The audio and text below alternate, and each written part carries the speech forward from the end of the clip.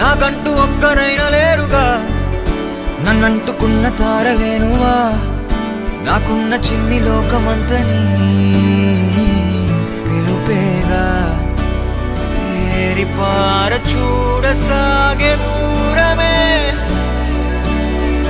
ఏది ఏది చేరే చోటనే సాగే క్షణములాగేనే.